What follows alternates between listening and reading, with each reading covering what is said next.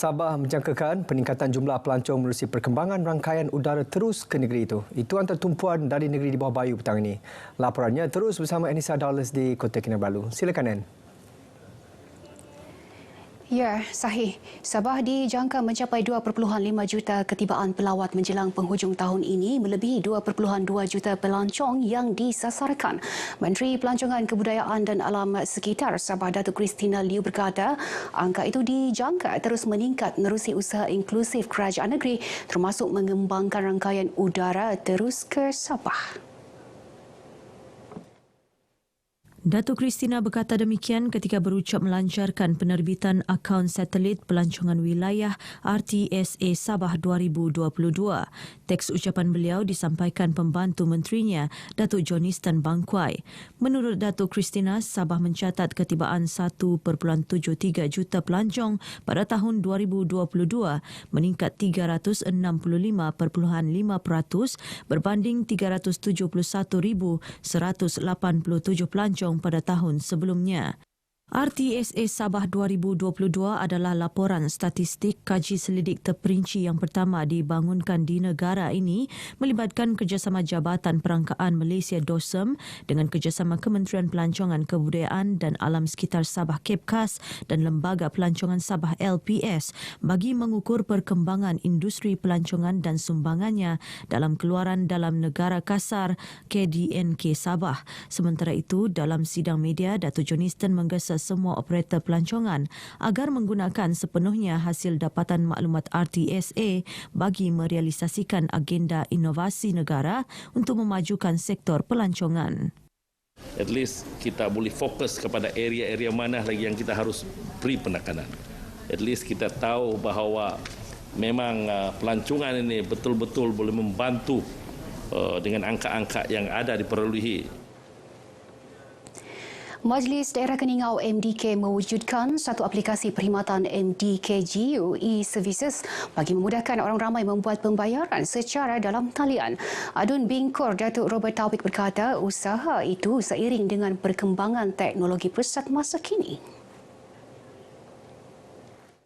Pelanggan-pelanggan tidak lagi berurusan ke pejabat, tetapi kita sekarang menggunakan online saja.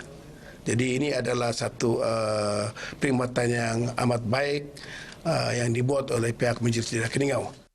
Datuk Robert ditemui media selepas melancarkan aplikasi tersebut di pejabat MDK di Keningau.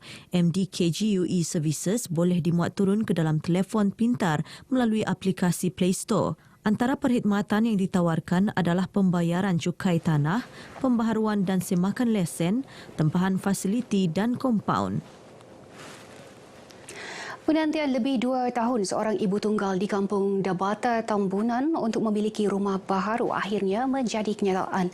Lebih bermakna Ening Dungu dan keluarga akan meraihkan perayaan Christmas di rumah baharu yang dibina di bawah projek Bantuan Mesra Rakyat BMR Sabah Electricity Sendirian Berhad SASB. Melahirkan kegembiraan ini, Ining menzahirkan rasa syukur dan terima kasih atas bantuan rumah oleh SASB. Bersyukur aku nakapiyad kumad SSB. Salamat biraw tahun ako mangandadad itilamin baru terlaksana di bina nga. Terima kasih nakapiyad SSB. Sementara Timbalan Ketua Menteri yang juga Ahli Parlimen Keningau Datuk Seri Panglima Dr. Jeffrey Kitingan menghargai usaha SASB tampil membantu masyarakat yang memerlukan. Memberikan kehidupan yang lebih selesa kepada golongan sasar kita. Kita harap juga agensi-agensi yang lain turut serta dalam program seperti ini dalam usaha kerajaan membasmikan kemiskinan.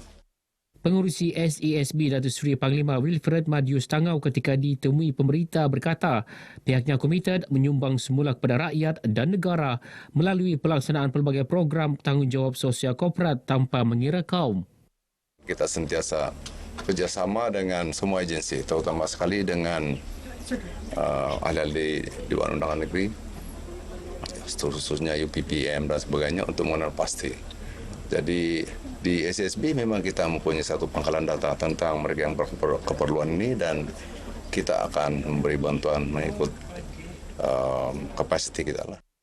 SESB memperuntukkan RM525,000 bagi membina 7 buah rumah BMR tahun ini di Tambunan, Tuaran, Ranau, Kundasang, Kinabatangan, Tawau dan Kimanis. Perkembangan Sukan Sabah Saga 2023. Daerah Keningau sekali lagi mempertahankan kejuaraan kali keempat dalam acara bowling padang. Secara keseluruhan, daerah Keningau berjaya meraih 3 pingat emas serta masing-masing 1 perak dan gangsa. Tempat kedua dimenangi daerah Sandakan dengan kutipan 2 pingat emas serta masing-masing 1 perak dan gangsa.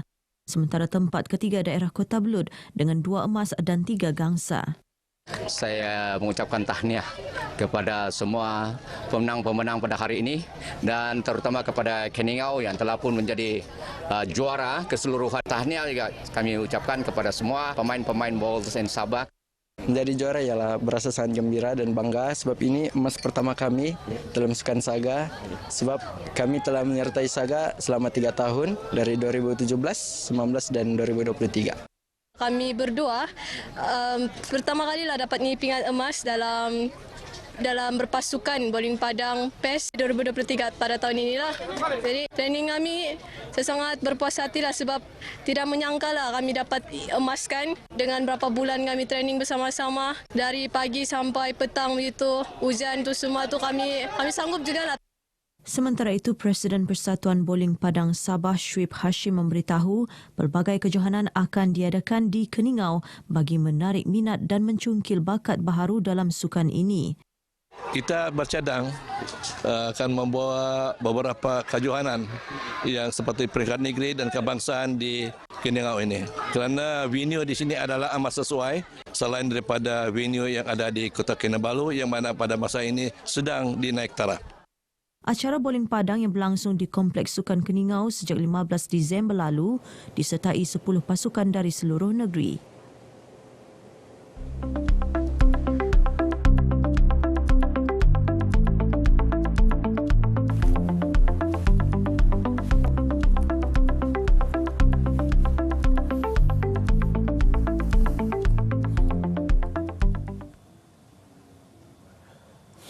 Baik, setakat ini perkongsian dari negeri di bawah Bayu. Terus ikuti lebih banyak perkembangan semasa dalam negara bersama Sahih. Dari sungai hingga ke segara, Palestin pasti merdeka. Baik, terima kasih Anne.